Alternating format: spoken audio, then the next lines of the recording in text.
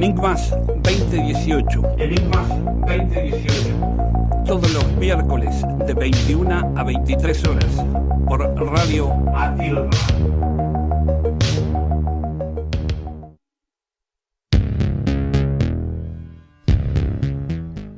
Buenas noches, ¿qué tal? Una vez más aquí estamos con Enigmas 2018. ¿Qué tal, Marcos? Carlos, ¿cómo va? ¿Cómo va?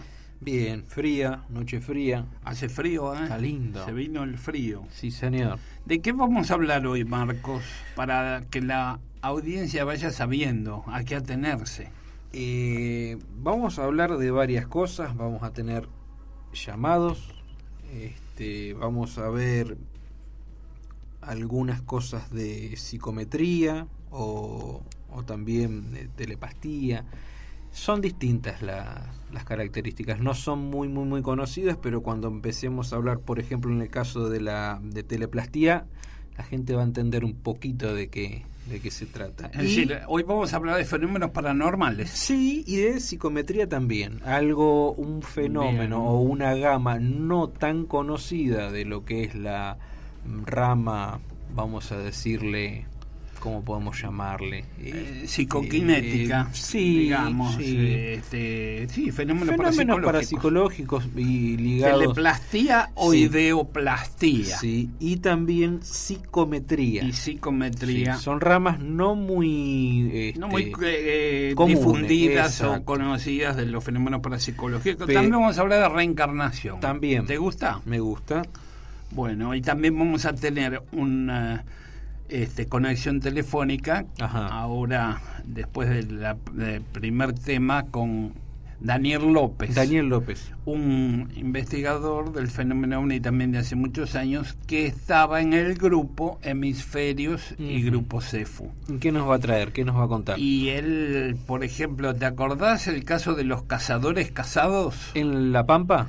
en La Pampa? Sí, lindo Bueno, caso. a ver, vamos a apelar a su memoria a ver si se acuerda, A ver porque si ese fue uno de los casos más interesantes de la fenomenología ovni en la República Argentina. Sí. Porque fue una gente que tuvo un seguimiento de un objeto extraño durante 380 kilómetros Ujú. entre La Pampa y Buenos Aires. Un Vamos a caso ver de si él se alta acuerda de este caso, porque extrañeza. ya tiene muchos años. Además se reinvestigó, lo reinvestigamos con el grupo. Sí. Con él hemos recorrido muchos kilómetros en todo el país investigando casos. La mayoría de los casos hemos ido juntos con otros integrantes del grupo. Después tenemos un caso de Córdoba, Ajá. el caso Suco, un caso en Parera, La Pampa. El caso También. Suco es este caso donde se encontró mucho ganado dentro de un tanque australiano. Así es. Wow. Es un caso muy interesante. Hoy venimos con casos de alta extrañeza. Y un caso que tuvo varios días de diferencia con el caso de los policías de Córdoba, Sí. que contamos el caso de Achiras. Chiras. Bueno, vos sabés que creo que fueron 20 días de diferencia en donde pasa esto en el mismo lugar de Córdoba, Ujú. en la misma zona de Córdoba, entre Suco, Las Albahacas, Achiras, Chaján. Muy interesante, y con poca diferencia de día. Es decir, que algo andaba rondando por ahí Por la zona. en ese tiempo, en esa fecha. Vamos a dar los números de teléfono. ¿Cómo no? Se pueden comunicar al 011-2879-0713, 11-2879-0713. Nos pueden mandar mensajes, pueden pedir que les reenviemos el audio que pasamos al aire la otra vez, que fue medio confuso porque obviamente se pasó una sola vez el audio de lo que se pudo registrar. De lo que habíamos registrado de estas las grabaciones. Grabaciones Sí. de las psicofonías. De las psicofonías, sí. Así se lo reenviamos con la lista donde van a buscar en cada Donde segundo. aparece en la- Exacto, a ver qué les parece a ustedes, si pueden escuchar lo mismo que nosotros.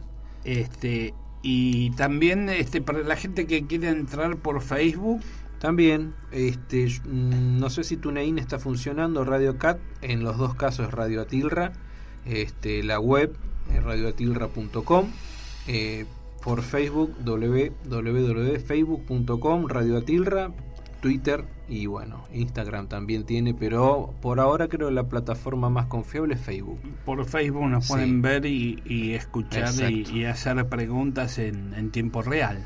Sí, estaría bueno.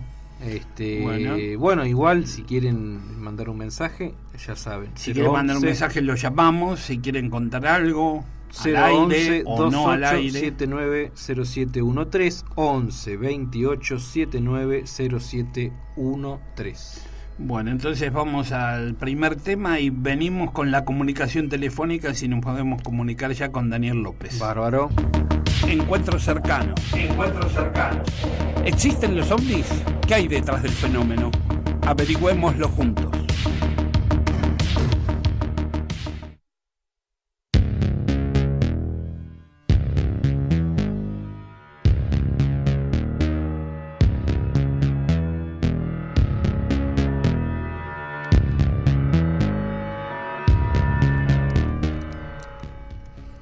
Aire.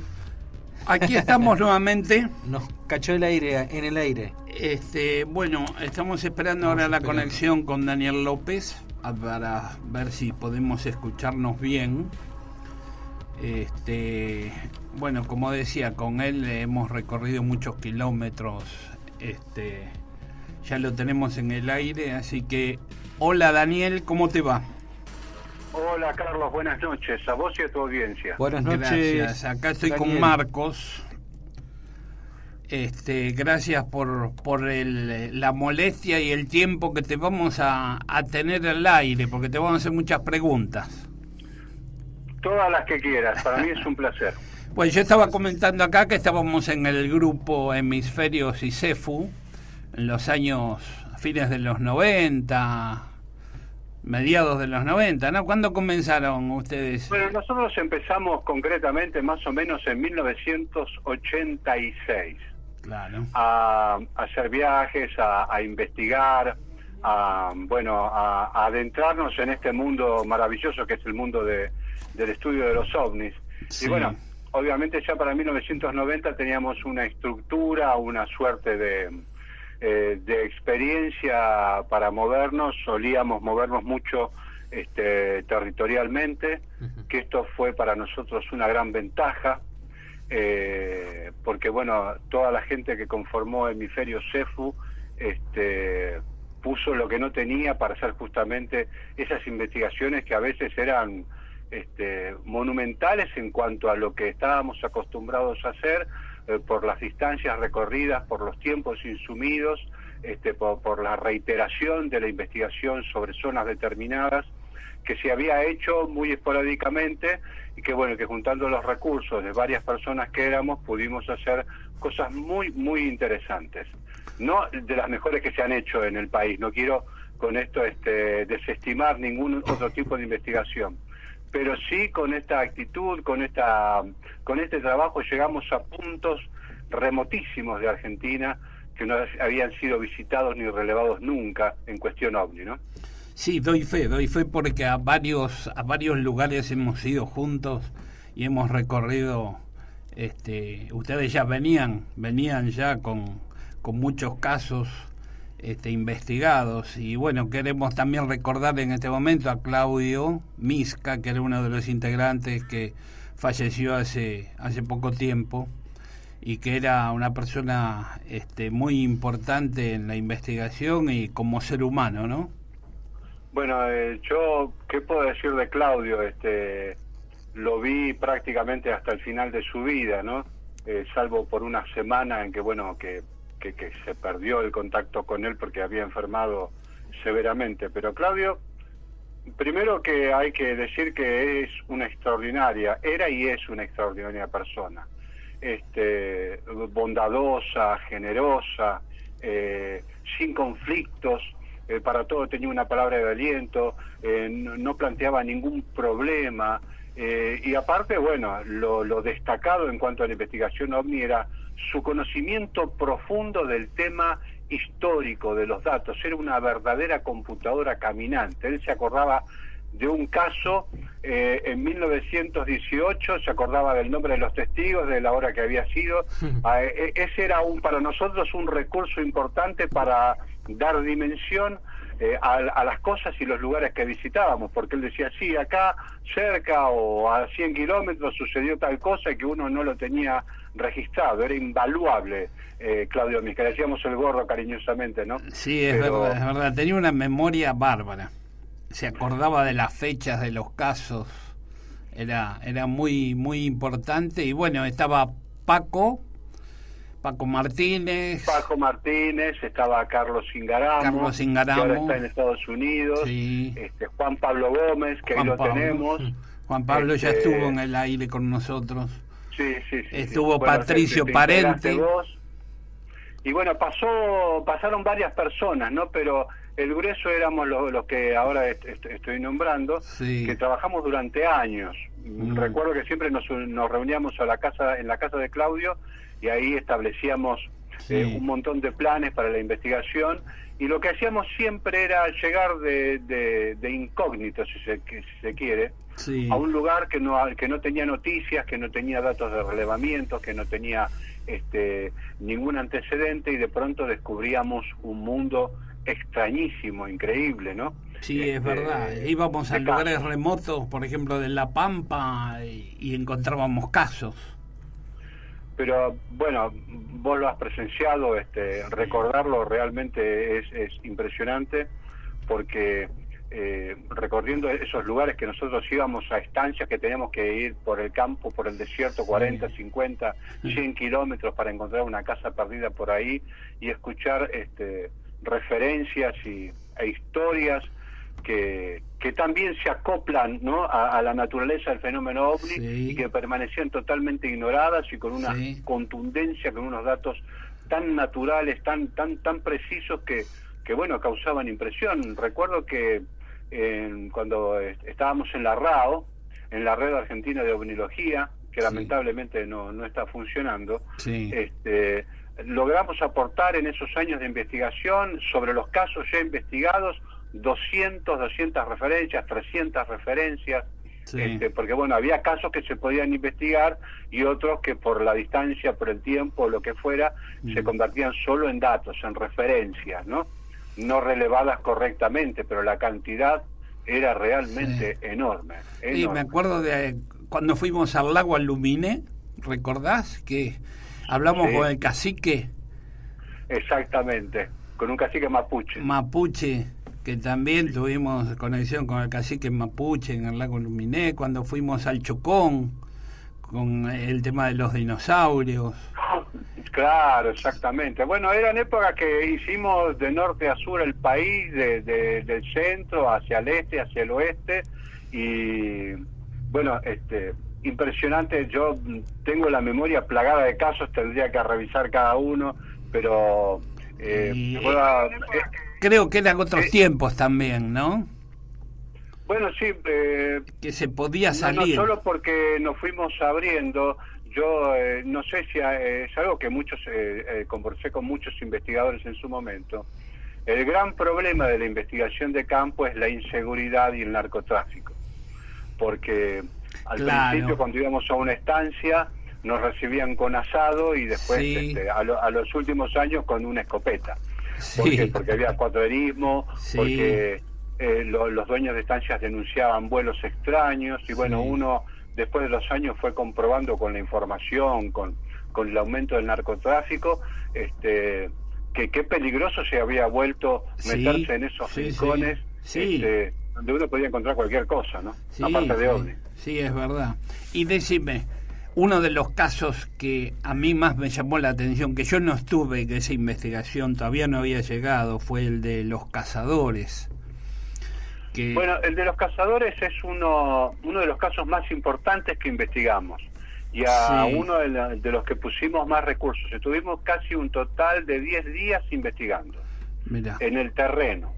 Le recuerdo al público que el caso de los cazadores es justamente sobre 2 cazadores de jabalíes que en en una estancia dedicada para la caza del jabalí, un par de bonaerenses, Felipe y Bernal, que acostumbraban a ir a cazar, observaron un ovni, un proceso muy largo, casi de entre 5 y 6 horas, y este objeto, cuando salen del lugar de caza, ahora voy a precisar, lo persiguió prácticamente por 380 kilómetros, desde la ruta 10, la Pastoril, en el oeste pampeano, hasta el pueblo de América, en la provincia de Buenos Aires, ¿no? De La Pampa a Buenos Aires. De datos, de referencia, de cosas que tuvimos que investigar, corroborar, hablar con, no sé, más de una docena de testigos, de gente que los conocía, bueno,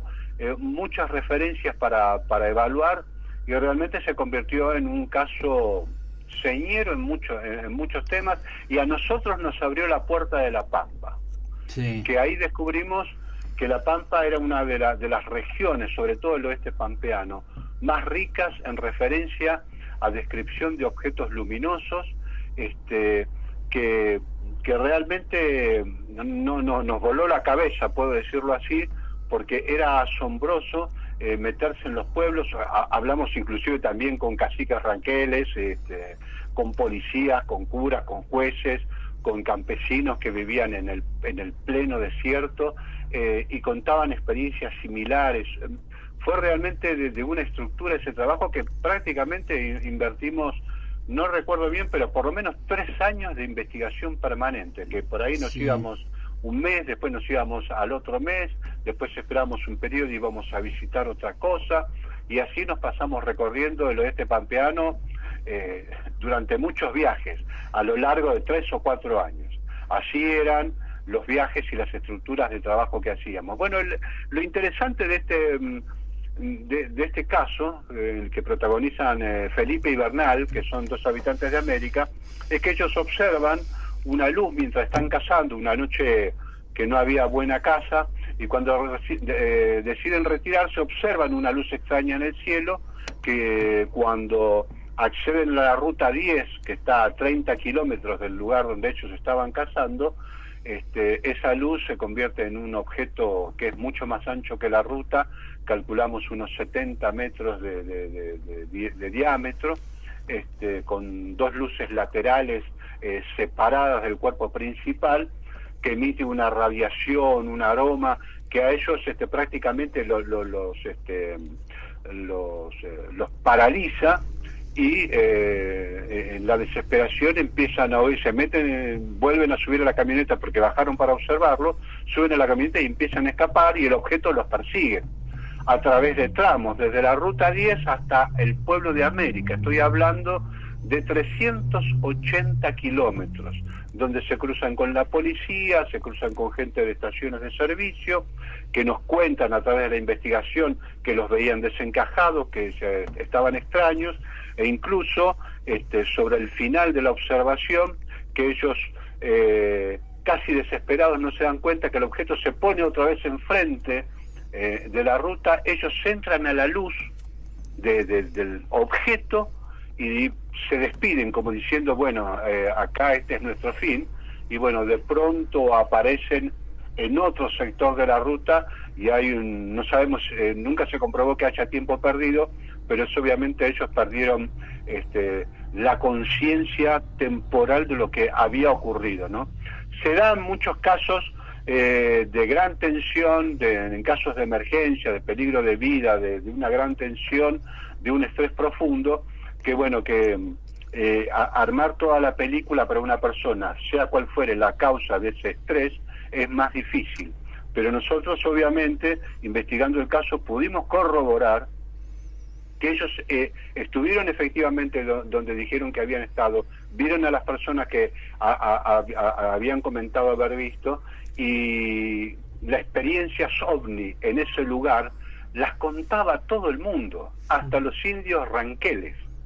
La aparición de luces, el comportamiento de este ovni tenía mucho que ver con los comportamientos de las luces que se observaban. Las persecuciones a autos no fue la única, la de estos cazadores, sino que se repitió a lo largo de años anteriores y años posteriores, o sea que el panorama completo del caso y de la información que nosotros relevamos nos dio la pauta de que este hecho había sido real, sobre todo porque la gente que observó el ovni no quería prensa, no quería hacer ninguna película de esto, y bueno, fue para nosotros difícil conversar, ¿no? Porque la prensa lo acosaba, ¿no? A la gente esta.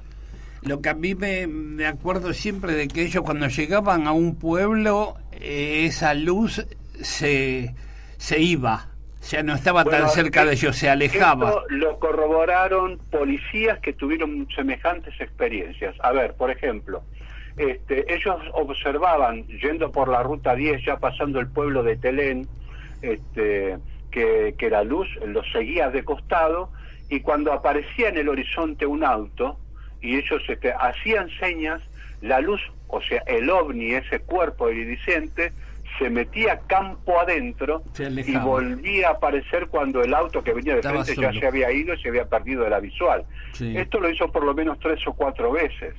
Y este mismo tipo de experiencia la hemos registrado no solo en la Ruta 10, sino que te puedo decir en Jujuy, en Salta, con el caso de los policías que observaron ahí en la recta Tintín, el caso Cachi, que también es un caso que investigamos profundamente. Sí. Porque, bueno, estas maniobras o estas costumbres del ovni parecen ser elegir al testigo y mantenerse sobre la identidad del testigo, sí, sin que participe otra persona, que es un hecho realmente notable, sí, porque uno puede decir, bueno, es una nave, es un platillo volador, viene de otro mundo. Uno nunca tiene la certeza de qué se trata, porque no hay una referencia a seres, a inteligencias, pero entonces uno tiene que decir, bueno, si es algo inteligente, yo tengo que por lo menos tener alguna corroboración de que el movimiento, la dinámica de los ovnis se puede traducir como una conducta, como una conducta inteligente, voluntaria, que no es una reacción física de un objeto frente a cualquier estado de la atmósfera o del medio físico, ¿no? Claro. Entonces, estas actitudes o estas cosas extrañas como la que cuentan los cazadores, policías, jueces, indios, todo lo que quieras, demuestran que hay detrás del fenómeno de cuya naturaleza desconocemos una suerte de conducta que se reitera y no, por lo menos ante nuestro conocimiento, no responden a otro impulso o a otro estímulo que de la voluntad de algo que maneja este fenómeno, ¿no? Ahí por eso nosotros decimos, bueno, estudiamos la inteligencia tras los ovnis.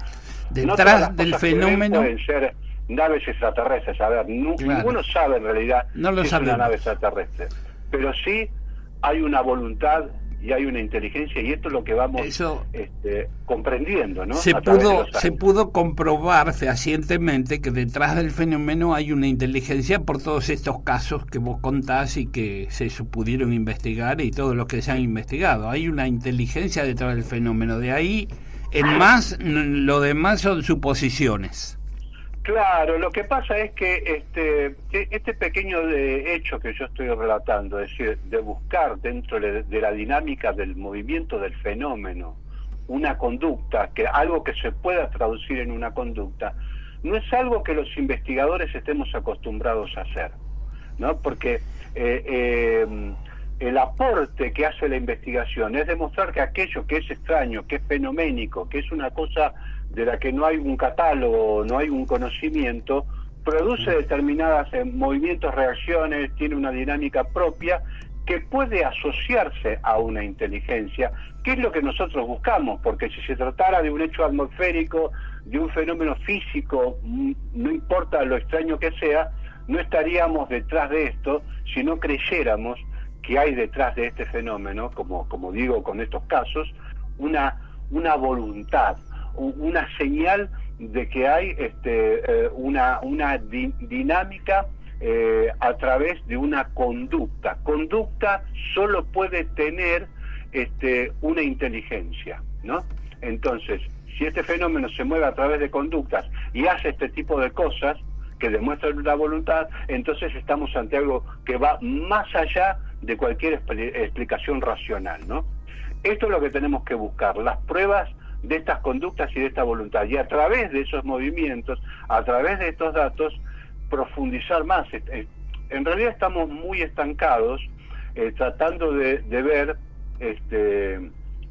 al fenómeno, el caso más impactante, el caso más electrizante, y el fenómeno OVNI se compone de todos los datos que integran la fenoménica, y a través de ellos poder establecer una estadística. Por ejemplo, lo que siempre se habló, ¿por qué los ovnis aparecen con mayor frecuencia? Y esto sigue dándose cuando uno acumula casos y datos de las investigaciones. ¿Por qué se dan en los meses de invierno en el hemisferio sur y en los meses de verano en el hemisferio norte? Y descienden de una manera notable en los meses anteriores y posteriores. ¿Por qué hay franjas horarias en que se ven los ovnis?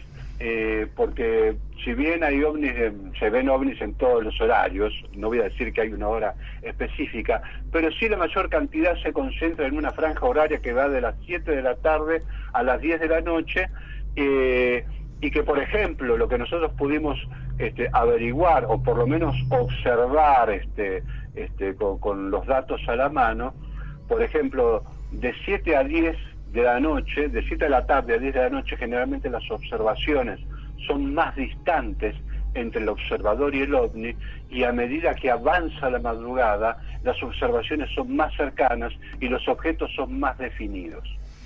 Sí, mientras de día, por ejemplo, los objetos son muy lejanos y tienden a ser, por supuesto, por ser de día, objetos de carácter metálico, brillante. Claro. Pero esto sigue como un patrón de conducta que se repite. A ver, en una aldea en Jujuy, en otra aldea mapuche en Santa Cruz, y en España, y en los lugares de los que hemos obtenido datos, por supuesto, ¿no? Sí, sí, cuanto más, digamos, en horas de la madrugada los casos son más cercanos, el fenómeno se acerca más a los testigos. Exactamente. Por ejemplo, en La Pampa, con la cantidad de casos y de referencias que obtuvimos en La Pampa, nosotros notábamos que se han observado luces de diferentes tamaños, de diferentes diámetros, de diferentes colores, ¿no? Las luces que más interactuaban con los observadores eran las luces rojas. Las luces que menos interactuaban y se ponían a distancia eran ambarinas o amarillas o blancas, mientras que las rojas se acercaban más al observador. Ahora, cuanto más se acercaban, más pequeñas eran, y cuanto más se alejaban, más grandes eran. Estos son datos que se pueden observar, y yo creo que si hoy uno va a hacer un relevamiento, y estas cosas se van a repetir, y todos estos datos nos están indicando que la intensidad del fenómeno, si realmente hay una voluntad, tiene que ver exactamente con la posición del testigo, o con lo que le está pasando al testigo. Por ejemplo, y hay datos muy interesantes, la gente de campo que vive en la soledad tiene un carácter especial. A ellos el fenómeno, por ejemplo, de las luces, se les hace más cotidiano y más cercano. En cambio, la gente temerosa, o la gente que tiene recelos o tiene miedos por cuestiones religiosas o por cuestiones mitológicas o lo que fuera, el fenómeno no se acerca tanto. Pareciera que también responde a lo que el testigo lleva en la cabeza. Claro, claro, como que sabe se tiene que acercar o no de acuerdo a lo temeroso que es el testigo. Claro, esta teoría cuando nosotros la planteamos, ya hace como 10 años, más de 10 años, 15, ya no recuerdo, tenía un fundamento que el fundamento en realidad lo fuimos descubriendo a través de la investigación, porque bueno, el estudio de los ovnis es multidisciplinario, y uno debe tener la mente abierta a todos los problemas científicos que plantea el fenómeno, pero también abierto a las posibilidades de la extrañeza que significa el fenómeno a través de la visión científica, ¿eh? No quiere decir que porque yo sea científico tengo que ser escéptico de los ovnis, sino que puedo ser igualmente riguroso al investigar, pero sin decir no creo o esto no existe ya de arranque. Cualquier mesa de trabajo de carácter científico que investigue los ovnis no puede utilizar el escepticismo como herramienta. La prudencia sí, la objetividad sí, pero tiene que haber una cierta inclinación a creer que hay algo extraño, porque si no, no se va a poder estudiar. Claro, si de hecho si no se cree que hay algo extraño, de hecho no se puede estudiar, no se puede investigar. Si yo de arranque me siento con un científico que descree de los ovnis, que descree en el sentido escéptico, dice no, esto es una estupidez, no puedo sentarlo a una mesa de trabajo para analizar el material que pueda aportar, porque siempre va a tener el prejuicio de observar desde su prejuicio lo que debería no ser. Y nosotros sabemos a través de muchos estudios científicos que hay una parva de físicos, de matemáticos y de todas las ramas de la ciencia que han observado ovnis, que han investigado ovnis, han formado comisiones y han aportado visiones muy, muy importantes, ¿no? Pero déjame que, no quiero robarte mucho tiempo, pero esto podría ser interesante porque puede guiar a la gente de por qué a veces el fenómeno ovni puede tener este tipo de selectividad con respecto a los testigos.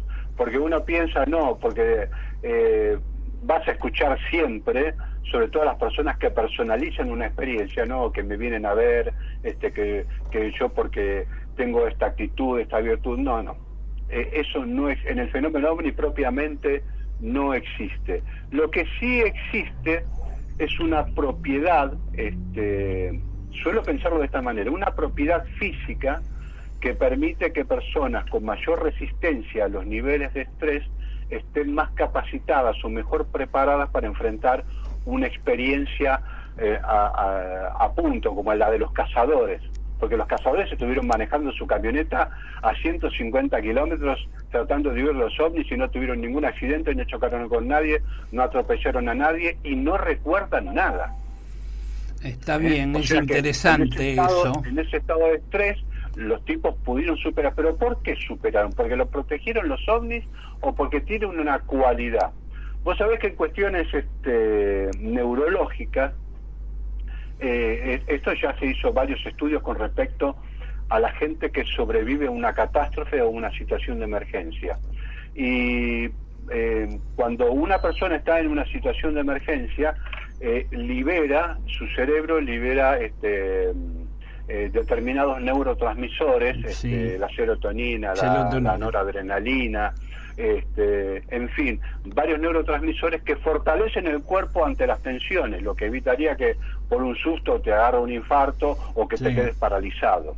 Y después, como el pico de estrés es muy importante, el mismo cerebro segrega otro neurotransmisor que se llama monoamina oxidasa, y la monoamina oxidasa lo que tiende es a neutralizar los anteriores neurotransmisores que se liberaron para bajar la tensión, para no tener el cuerpo en una tensión extrema que también con el tiempo le puede causar una dificultad. Bueno, hay gente que segrega más monoamina oxidasa que otras. Claro. La monoamina oxidasa corta la reacción defensiva del cuerpo, o la disminuye o hasta a veces la anula. Cuando la secreción es muy fuerte, tenemos a estas personas que ante una emergencia se quedan paralizadas y no pueden reaccionar. Claro. Mientras que la secreción de menos monoamina oxidasa sobre el cerebro produce psicologías o estados emocionales donde las personas son resistentes a grandes impactos emocionales, son los que escalan montañas, son los pilotos de aviones que pueden resistir grandes tensiones, son los corredores de carrera, son los aventureros, ¿no?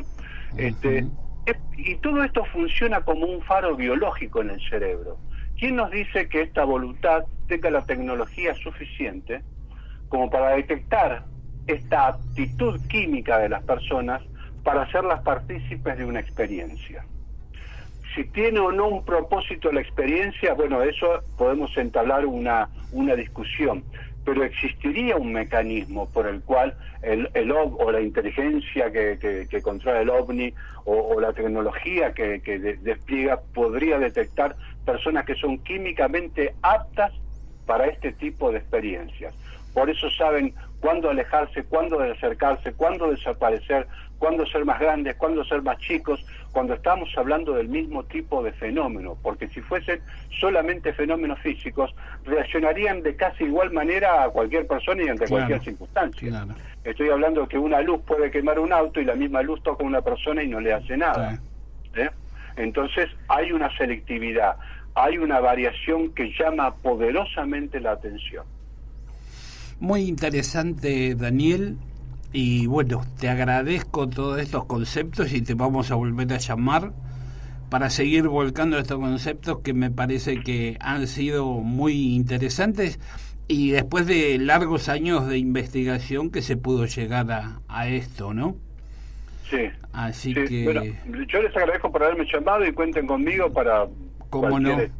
En cualquier otro momento te llamamos y seguimos sacando algún tipo de conclusiones, que es lo más interesante sobre estos temas, ¿no? Lo poco que se puede hacer, lo poco que se puede sacar, ¿no?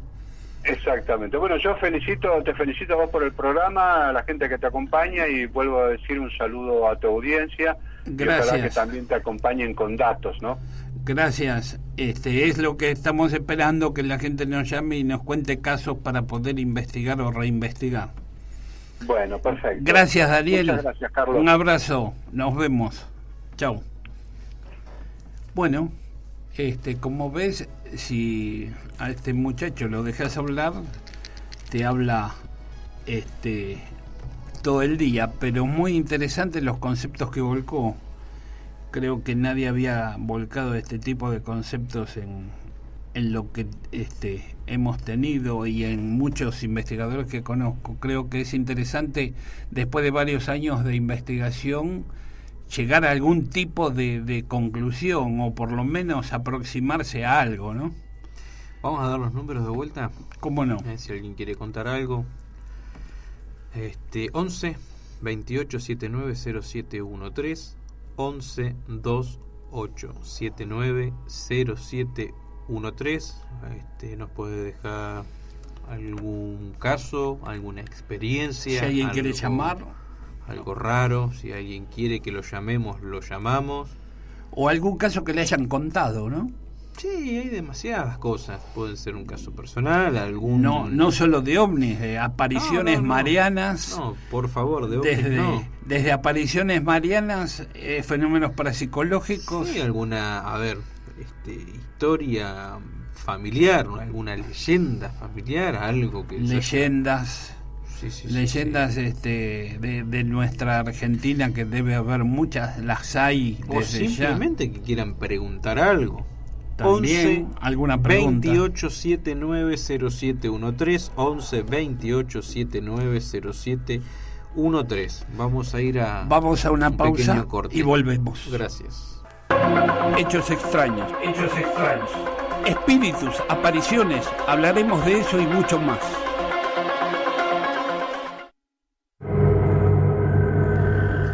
Bueno, acá volvemos, Marcos, después de la interesante charla sobre el fenómeno OVNI. Ahora vamos a pasar a otro tema, parapsicológico. Sí, en este caso, psicometría.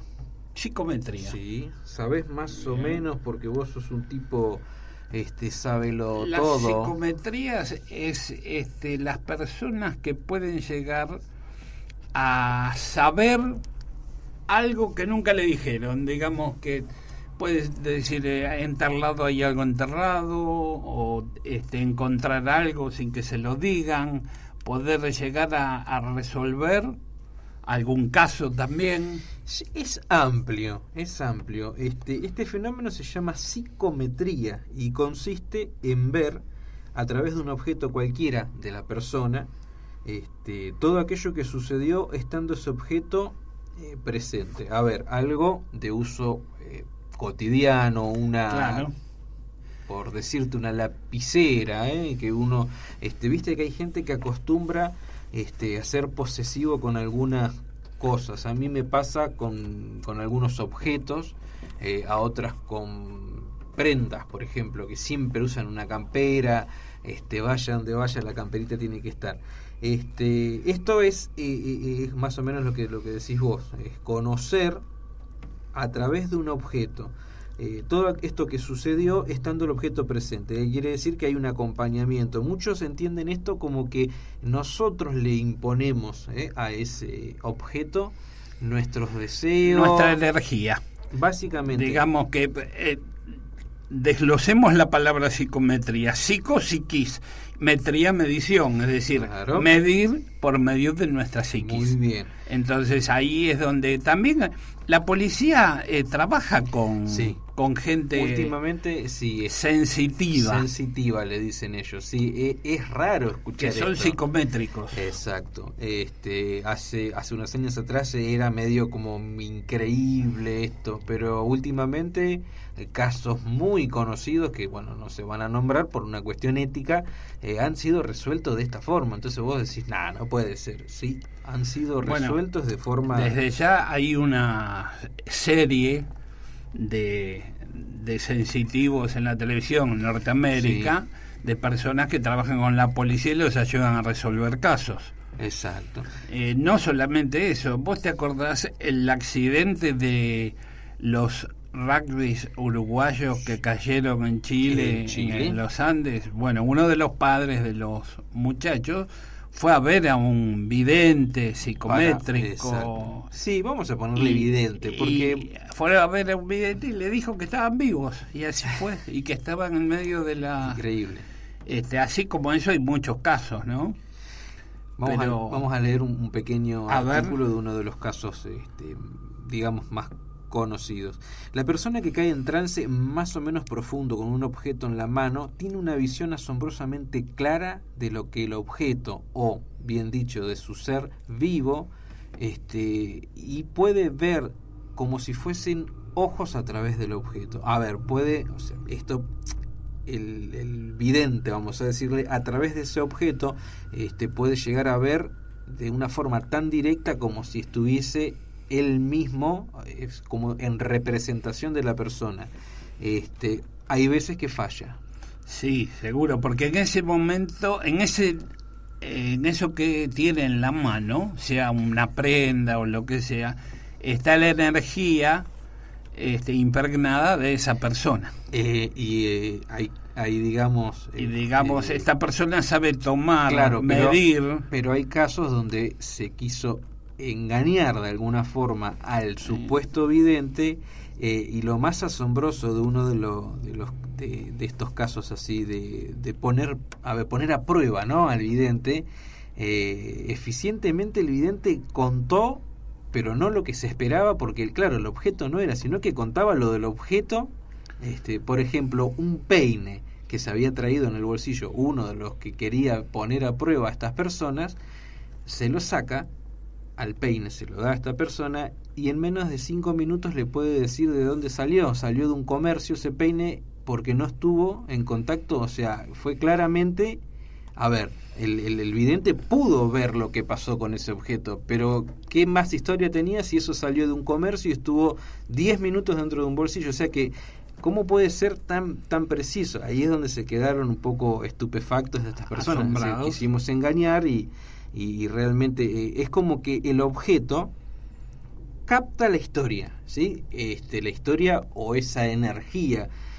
Realmente es como para mirarlo de costado. Bueno, el caso más admirable de psicometría conocido en este presente siglo sucedió en México y fue protagonizado por una dama de gran cultura, la señora María Reyes de Cirrol. El doctor Gustave Pregnant, 1855-1942, era un alemán que se estableció en la Ciudad de México en su juventud, huyendo del sistema militarista que estaba en su país. En cierta ocasión tuvo como paciente a esta señora, que sufría de un insomnio. Intentó corregir ese inconveniente por medio de la hipnosis, pero en lugar de curarla, descubrió que su paciente podía describir hechos del pasado si tenía en las manos un objeto, como si éste cobrase vida y transmitiese a la mujer lo que pudo ver. Era algo tan fuera de lo normal que el médico se puso en contacto con la Sociedad Norteamericana de Investigaciones en Psiquiatría en la ciudad de Boston. El señor Walter Franklin Pierce viaja a México, de lo visto en un resultado de un informe que apareció en 1922 en los anales de esta sociedad. Sin embargo, el fenómeno no era nuevo. El francés Eugenio Austi había obtenido una trayectoria ya en estos poderes o en investigaciones, este tipo de experiencias, claro, sensitivas. Sí. Uno de los ejemplos que daba Leras, quien salió a dar un paseo por los bosques el 2 de mayo de 1914 en tierras junto al barón Journet. Como no apareció a la hora de la cena, se organizó una batida para encontrarlo. Fue en vano.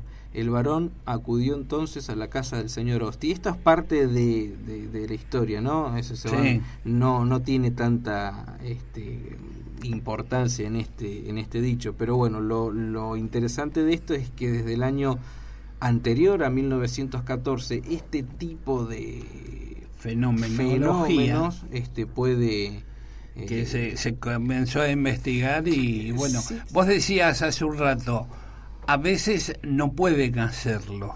No. Porque estos fenómenos no son a voluntad. Estos fenómenos, la gente que los puede producir, no los produce cuando quieren. Bien.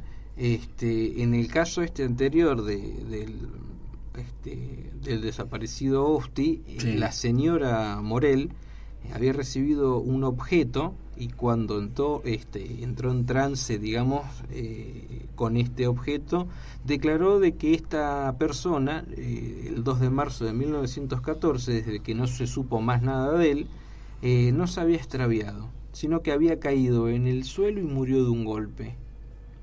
O sea, básicamente el cadáver en el sitio ya o no estaba o tenía restos, pero efectivamente se encontraron restos óseos de esta persona. O sea, solo por el contacto con algo de esa persona. Es muy parecido a lo que decías vos, que están usando este sistema en investigaciones. Sí. Están, te digo más, un policía me dijo que la policía de nuestro país hay veces que van y consultan a este tipo de videntes para ver si los pueden ayudar a resolver casos que los tienen muy confundidos. Mirá, te leo otro de los más grandes. Un botón de la manga de una chaqueta que perteneció al emperador Maximiliano suscitó en la vidente una visión pintoresca sobre los festejos celebrados en la capital de México el día de su llegada. A ver, no es solo catástrofes ni muertes, sino que es lo que ese objeto toda la puede historia. transmitir. Claro, si la persona entra en trance, puede leer la historia, exactamente, con la psicometría. Es un fenómeno, los fenómenos parapsicológicos se dividen en dos grandes fenómenos, los psi gamma y los psi kappa.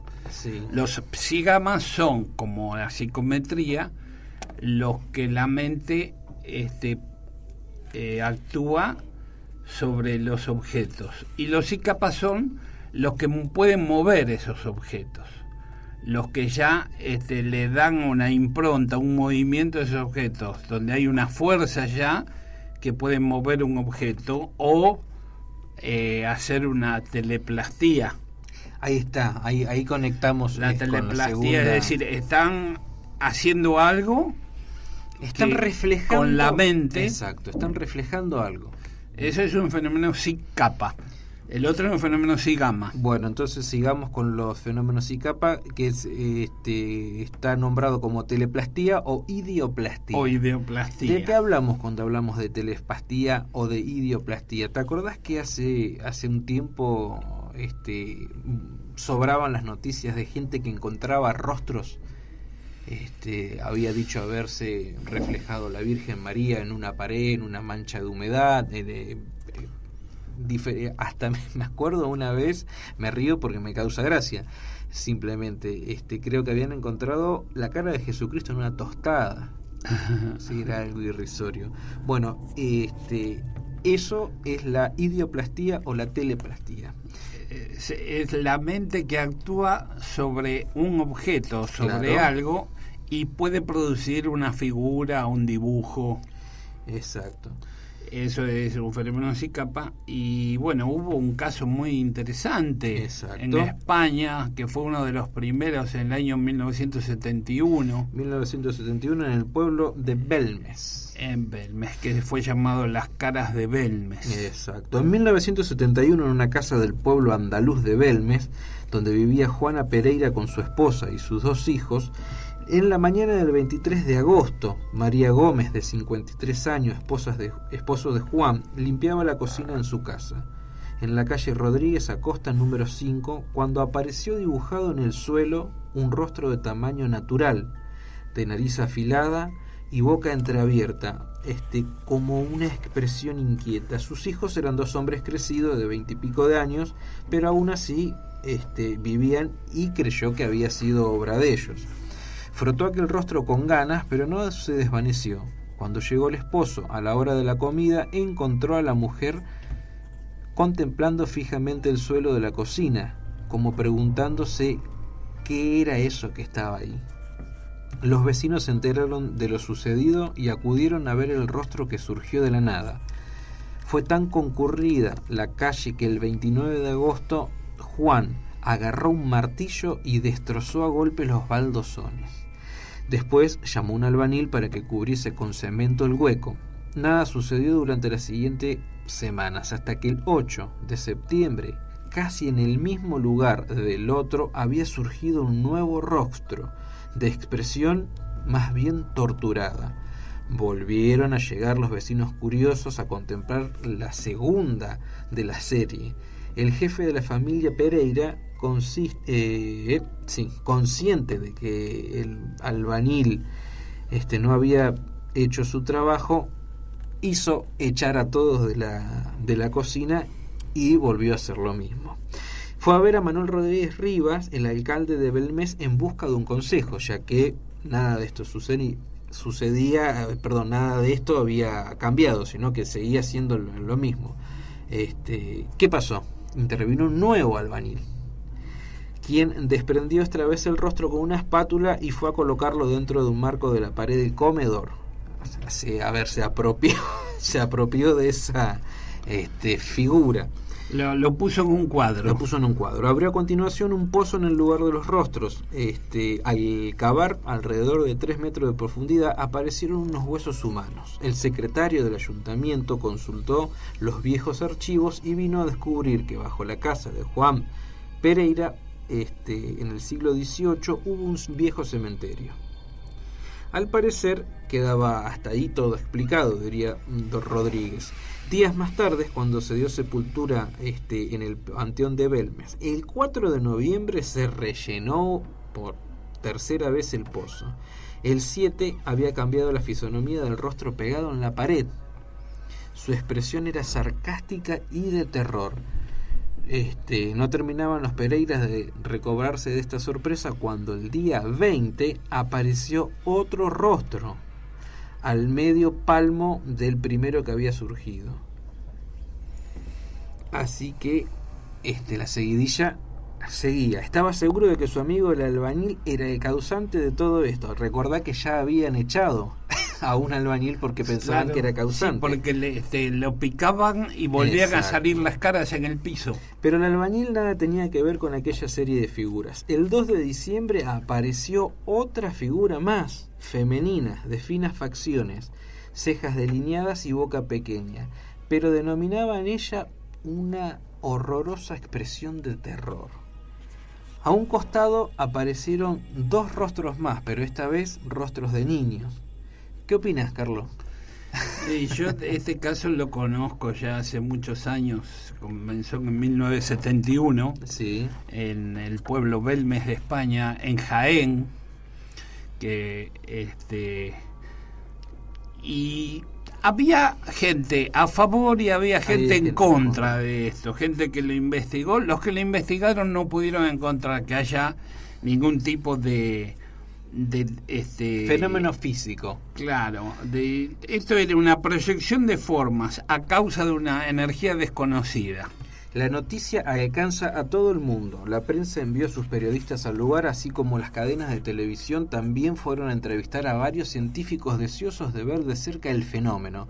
El 9 de abril de 1972 era un mundo de gente el que se agolpaba en la cocina, presenciando la aparición, muy lentamente, de un nuevo rostro con ojos orientales y larga barba blanca. Comenzó a desaparecer mismo al poco tiempo de haberse completado la figura. Los periodistas decían que si alguien se estaba divirtiendo a costa de los ingenuos, era preciso confesar que se trataba de un maestro en el arte del engaño. Manifestaron que deseaban la llegada de quien pudiese explicar lo que sucedió en el número 5 de la calle Rodríguez Acosta. Y esta persona iba a ser el doctor Germán Argumosa, notable especialista en el fenómeno psicológico y psicofísico. Sí. En su opinión, aquel caso era típico de lo que dio en llamar teleplastía o idioplastía. Pero antes de añadir algo más, quiso investigar en la famosa cocina de los rostros. Así se conoció también, cocina de los rostros.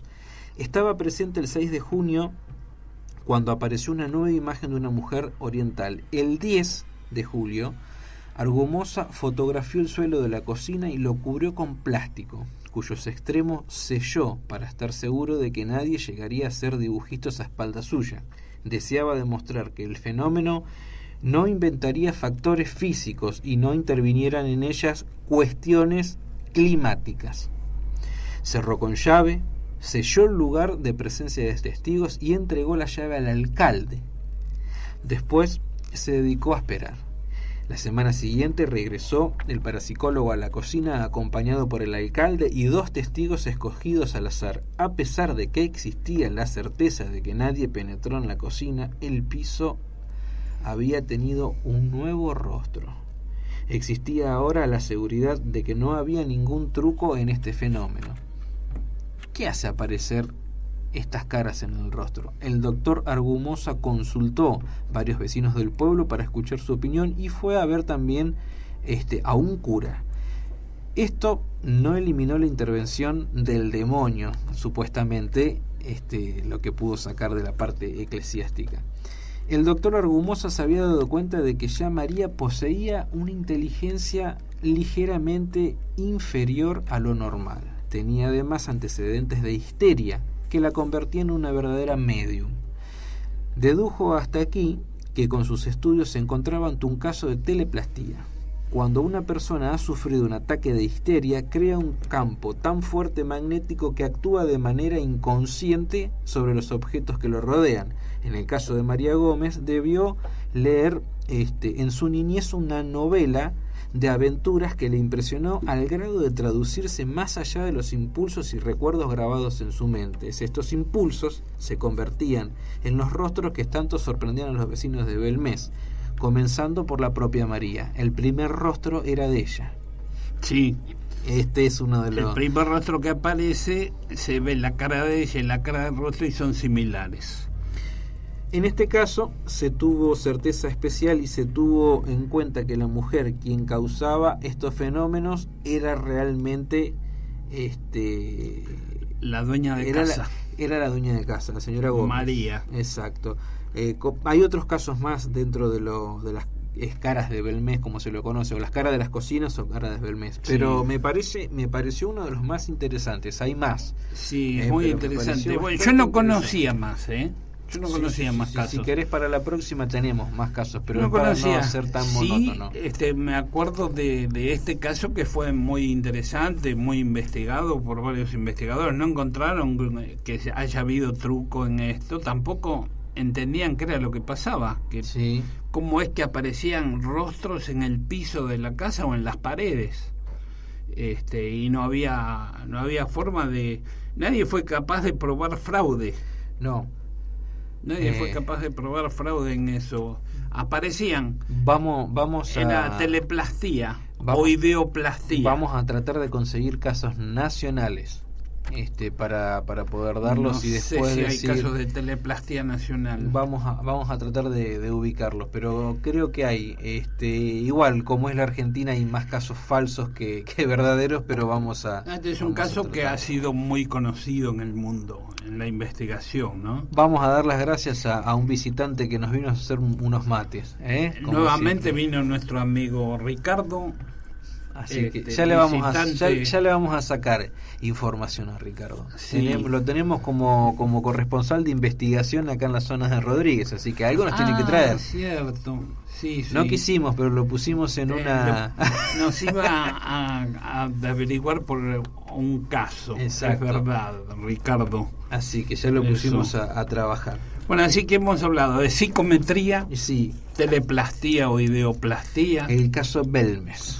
las caras de Belmes. Interesante, me gustó, Sí. me gustó. Viste que No, yo soy sí. reacio a estas cosas, pero de a poco me No, vas este fue un caso muy enganchando. interesante y bueno, y la psicometría también, hay muchos casos de psicometría El- que han sido comprobados. El programa pasado vimos psicofonía. Psicofonía, Sí, exacto. así que si recordamos, si alguien quiere los Psicofonías, audios, que los pida, y por el número 011 28 79 0713, 11 28 79 0713, y le mandamos los audios para quien quiera chusmear un poquito más si se perdió el programa pasado.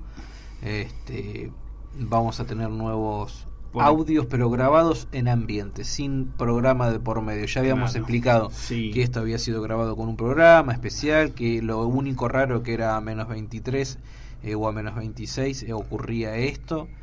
Pero bueno. La próxima sería grabar sin ruido ambiente, Sí. es decir, dejar el grabador a ver qué aparece. Si aparece Invitamos, algo, ¿no? invitamos a los oyentes, si quieren hacer esta práctica y después escucharla, es interesante, lo pueden Sí, hacer en su porque casa. quizás pueda aparecer algo que ellos no lo escuchan, pero sí lo capta el grabador, ¿no? Exacto. Así que Así bueno, se por hacen ahora, las psicofonías. exacto, estamos con la partecita. Esta es la parte parapsicológica. La parte parapsicológica. ¿Qué tenías, Carlos, para hoy? ¿Podemos meterlo dentro de lo parapsicólogo? Bueno, si querés, transmigración, dentro sé. de este tema podemos hablar de reencarnación. ¿Qué te parece? Sí, el tema de perfecto. reencarnación. ¿Y qué venimos con? A ver, ¿vos crees en la reencarnación? ¿Qué es la reencarnación? A ver, me parece que yo creo más en la transmigración que en la... La transmigración de las almas. Sí, Y eso es similar. Eso es reencarnación, digamos. Claro, reencarnación, que suena carne a carne. Yo Claro. estoy hablando de espíritu carne. Claro, perfecto. Bueno, está bien. Eso es una definición de reencarnación. Por Ujú. ejemplo, se entiende por reencarnación el proceso mediante el cual el espíritu que ha vivido en un cuerpo humano pasa tras la muerte de este y un periodo intermedio en el más allá a otro que acaba de nacer, hecho que se repite de un modo cíclico. Dice el esoterismo, la filosofía Ujú. esotérica dice que cuando morimos, nuestro espíritu, nuestra alma, nuestro espíritu viaja y va a un lugar en donde el esoterismo lo llama el Devachan. Devachan. Ese es el famoso Devachan del que yo te hablo, Ajá. en donde este espíritu, esta alma está ahí hasta que vuelve a reencarnar en otra persona o en otra forma de vida, o en otro planeta, o en otro estado, o en otro plano. En otro plano. Y esto, por su peso kármico, dicen que vuelve a reencarnar para seguir pagando su karma o para generar nuevo karma. Eso es lo que dice. Y esa vuelta de muerte y reencarnación la filosofía lo determina con la víbora mordiéndose la cola. Exacto. Que es a ver, algo cíclico. claro, es algo cíclico, y eso se llama samsara. Samsara. A eso le llaman la filosofía del samsara, y que tenés el devachan, donde va el espíritu, y el samsara, que es lo cíclico de la vida. Eso lo dice la filosofía esotérica. Incluso dicen que venimos nosotros de otros planos de vida. Por ejemplo, dicen que comenzamos en el reino mineral, que fuimos piedra. Sí. Que seguimos en el reino vegetal, que fuimos montaña o planta. Luego estuvimos en el reino animal, fuimos algún tipo de animal. Y luego reencarnamos como seres humanos. Dicen que ese es el ciclo de la vida. Nosotros como humanos tuvimos que haber pasado por los otros reinos. Exacto. Y que bueno, después de esto llega un momento como Buda, que no reencarna más y que viven en un mundo, digamos, espiritual. Espiritual. O si reencarnan en un plano que no es físico.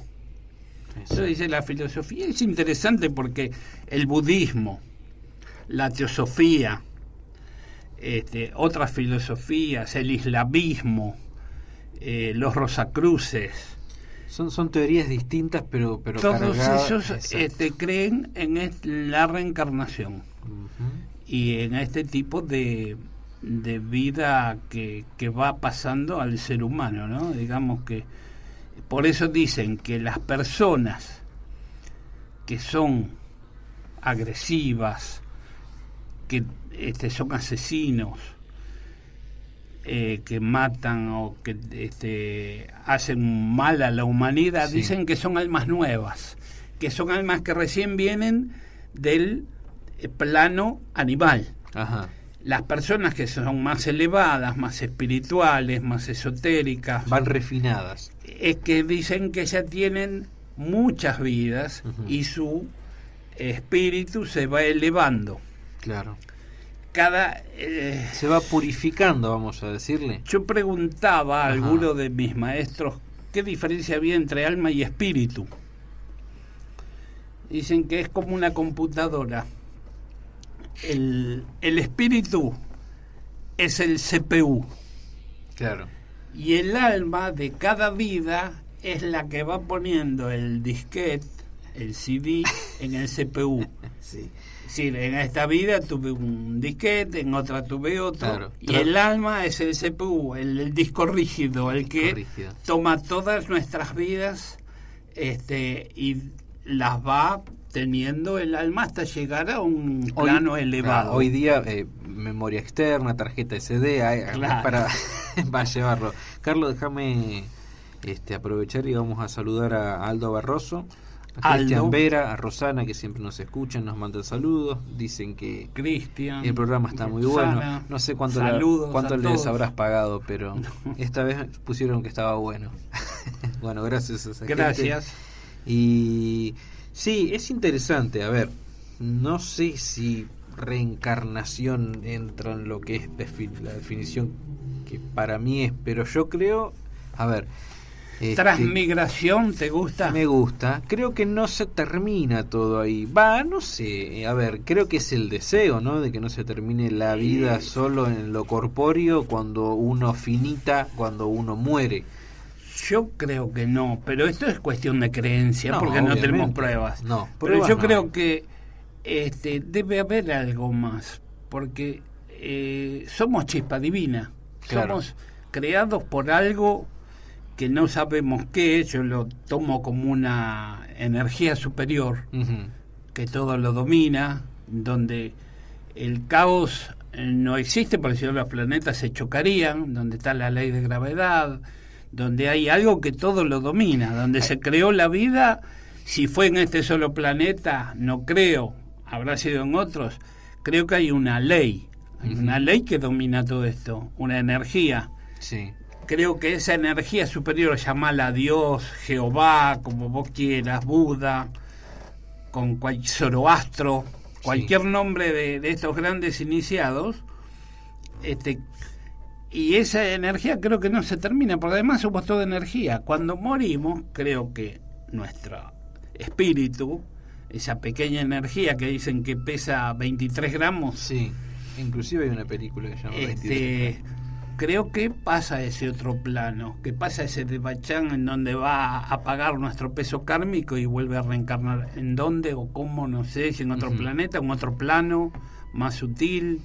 También dicen que una vez que morimos, quedamos en el plano intermedio, que es lo que llaman el purgatorio, en donde no sabemos si estamos muertos, quedamos en el limbo, o estamos vivos, que estamos en el medio, hasta que despegamos, nos despachan y nos vamos. Por eso González Quevedo, un gran investigador de estos fenómenos, tiene varios libros que dicen: no lloremos a nuestros muertos, porque dice que por medio de nuestro sufrimiento, de nuestro llanto, nuestra energía negativa, estamos haciendo que ese espíritu no se despegue de la tierra. Lo retenemos. Lo estamos reteniendo. Y no es bueno. Son teorías interesantes. Sí. Teorías interesantes que pueden ser o no pueden ser, quizás algún día lo sabremos. Hasta ahora nadie volvió de decir. Como está la otra de los que hacen... ¿Hay alguien que volvió?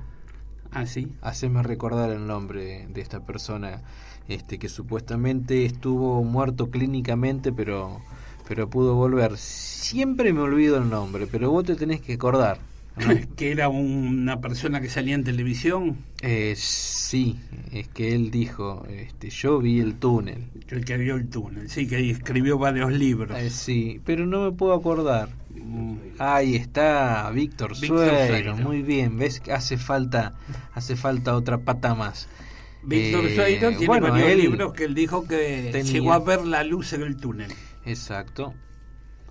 Es interesante. Bueno, ¿te acordás cuando hablamos con Pipo, que trabaja en el hospital, que ha visto el caso de la persona que estaban reanimando? Sí, exactamente. Bueno, yo lamentablemente con mi padre viví eso. Él tenía EPOC por fumar, básicamente, ¿no? Si es algo que aprendí fue eso, a no agarrar ese tipo de vicios. En un momento, con una capacidad pulmonar de, yo creo que no más del 30%, él entra en paro cardíaco y, bueno, obviamente cuando una persona entra en paro cardíaco, la sala se vacía para que puedan trabajar los especialistas. Lo reaniman, lo ponen de vuelta en funcionamiento, vamos a decirle. Hasta el otro día ya no nos dejan verlo por una cuestión de que está recaudado ahí adentro, y él nos contaba que él veía cómo los médicos lo estaban reviviendo, y él decía que él estaba en el vórtice de la habitación. Las habitaciones, o sea, si bien son divididas, no tienen techos por unidad, sino que tienen un techo central. Y no terminó ahí. Dijo que en un momento él se desprende más todavía y nos pudo ver a nosotros afuera, o sea, en el pasillo, y nos describió tal cual estábamos vestidos y dónde estaba sentado tal y cual persona. Y nos quedamos sorprendidos porque ya había pasado un día, no es que lo volvimos a ver. Y vos estabas con unas zapatillas así, vos tenías una campera en la mano. Qué bueno, lo viviste en persona, ese fenómeno. Lo vivió él. Sí, pero vos lo viste. Yo presencié todo del otro lado. Estabas exacto. Muy interesante. Sí, Sí, la filosofía dice que en esos momentos lo que se hace es un viaje astral. Sí, este es el hilo de plata, el cordón de plata que sale de, según dicen, del nuestro ombligo. Ajá. Y que cuando se corta ese cordón de plata es cuando morimos, cuando nuestra alma, nuestro espíritu se va. Claro. Mientras no se corta ese cordón de plata, estamos ligados a la parte física todavía, pero podemos ver, tenemos conciencia en nuestro cuerpo mental, porque también dice la filosofía que tenemos 7 cuerpos. Sí, yo no sé si puedo afirmar esto, pero ahora que vos me estás diciendo lo del cordón y todo esto, él en el momento que ya no nos puede ver supuestamente como nos estaba viendo, él dice que lo que sintió es como un tirón y ya no se acordó más nada y ya se reincorporó. Así que fíjate vos cuán cerca está esta teoría del hilo. Parecería ser que él estaba atado, ¿no? En un sentido, claro, y lo volvieron a la vida. Que porque cuando dormimos dicen que también vamos al plano astral. Uh-huh. Por ese cordón de plata, cuando estamos soñando, dicen que nuestro espíritu se desprende y va a esos lugares donde viajamos.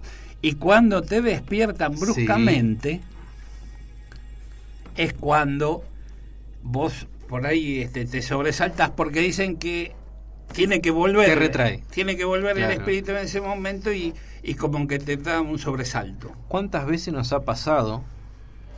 Y seguro que a la gente que está escuchando también.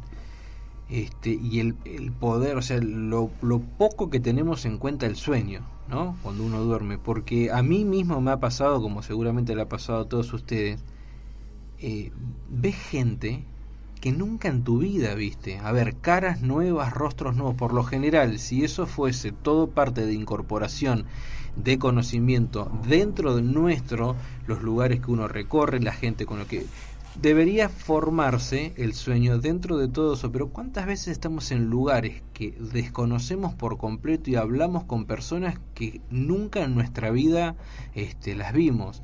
¿Cómo generamos eso? Es normal que el hombre tenga una estantería de registros, pero claro, entonces hay algo más allá. El sueño dice la filosofía que cuando dormimos vamos al plano astral. Uh-huh. Y en el plano astral está el astral alto y el astral bajo.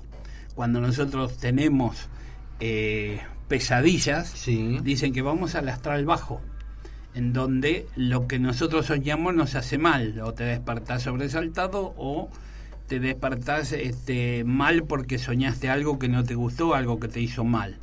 En cambio, cuando te despertás y soñaste algo placentero, dicen que fuiste al astral alto, al alto astral, en donde todo lo que te pasó fue lindo. ¿Y qué opinás de la gente que se acuesta y se levanta y le preguntás y dice no me acuerdo de nada? Hay gente que no se acuerda que soñó, si no soñó.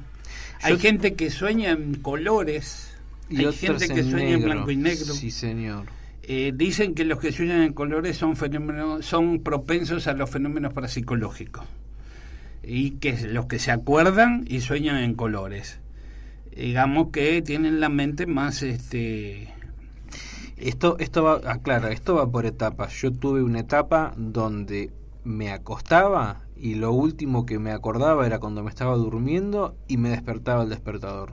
Era lo único. Y estuve un tiempo largo. De repente, no sé, después empecé a recordar los sueños. No sé si esto tiene que ver, o no sé si le habrá pasado alguna vez también de quedar preso en la oscuridad, en el sueño, y querer moverse y querer abrir o llamar y gritar, y varias veces me he despertado con mi mismo grito. Y entonces, a ver, ahí me da la pauta de que el sueño es estar en ese trance, es algo muy muy particular. Bueno, está el fenómeno de que estando durmiendo no podés moverte. Eso. Que son estos sueños en donde vos querés gritar o tenés ganas de gritar o de moverte y no podés hacerlo. O te escapás de alguien y corres en cámara lenta. Son sueños horribles.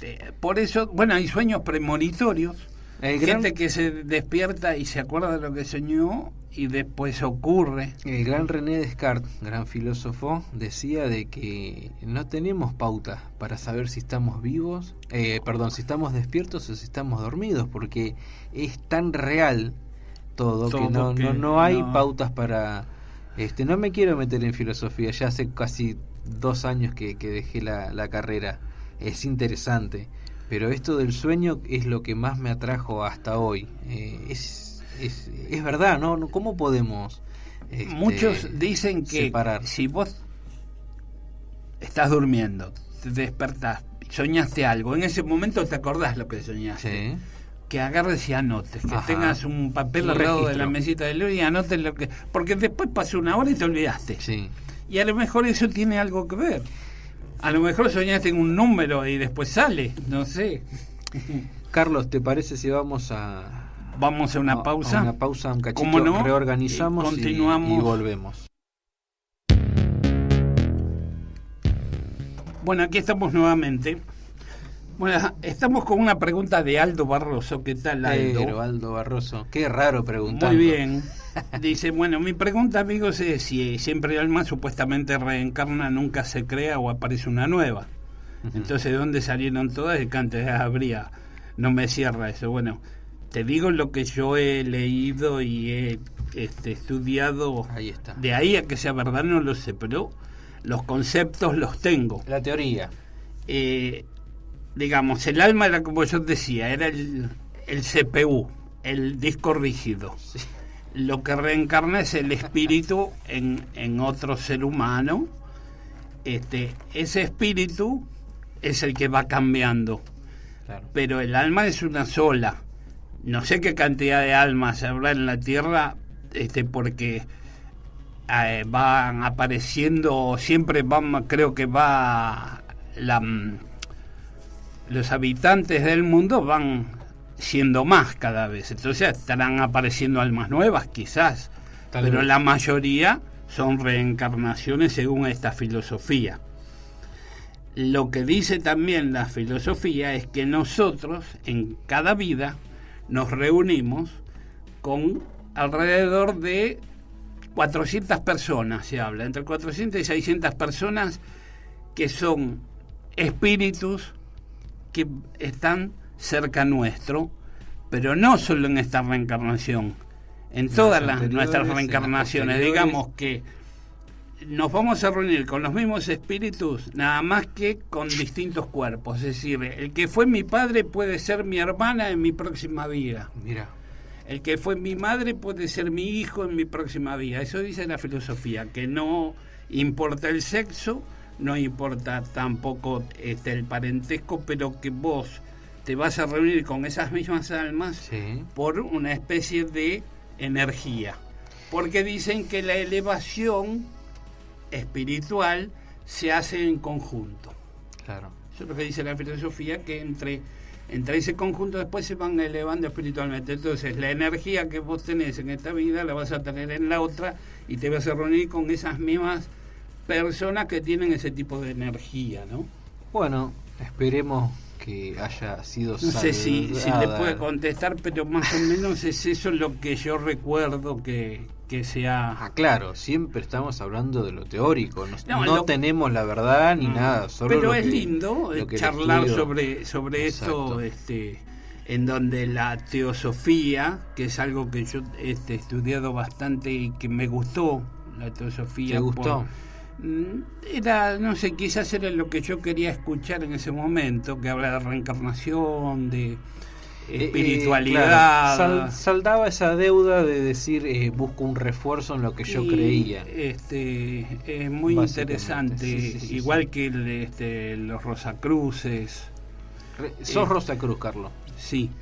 ¿Qué pasaba con la gente? ¿Qué pasa con la gente que va y se hace una regresión a vidas pasadas? Ajá.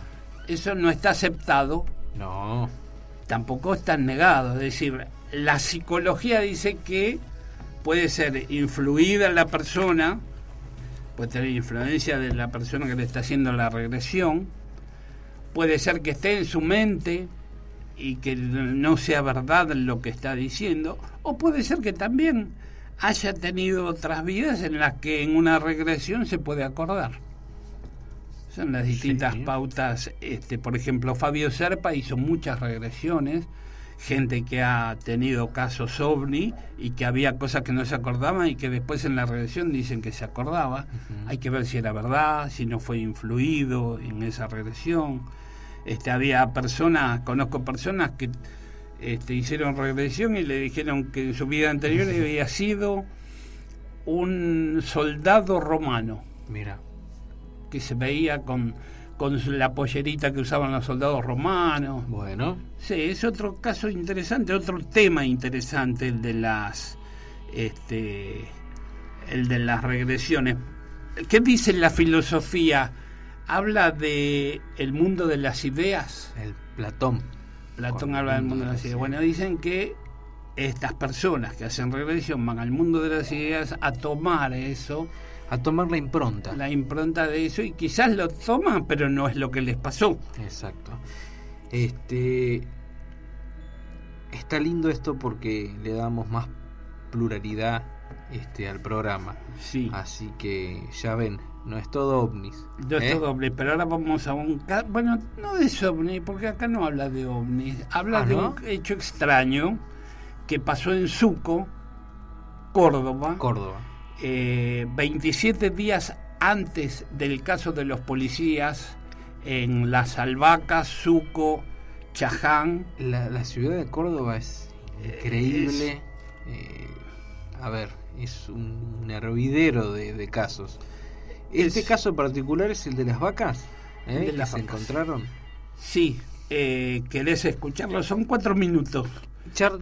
Comentame un poquito qué es lo que dame un adelanto, a ver si encontraron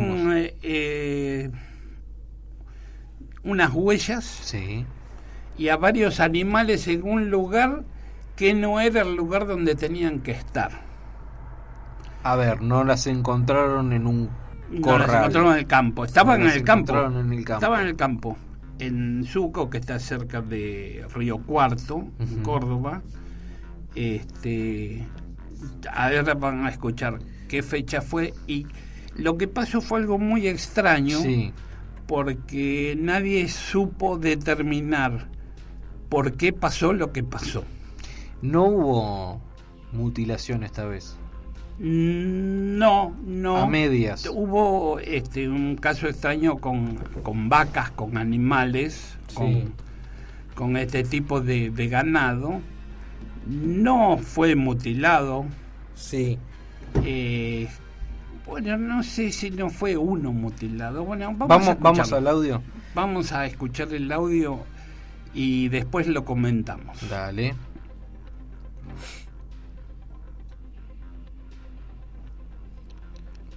Ahí lo estamos preparando, lo tenemos. Es el primer audio. Extraño caso de Suco.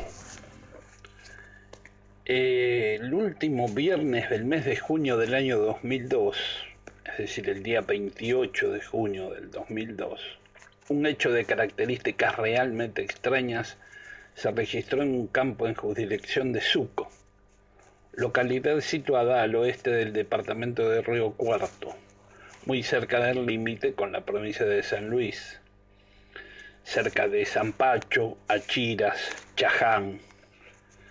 En la mencionada localidad cordobesa, un productor agropecuario muy conocido, de quien todos dan fe de su responsabilidad y honestidad, encontró 19 animales vacunos dentro de un tanque de agua, tipo tanque australiano.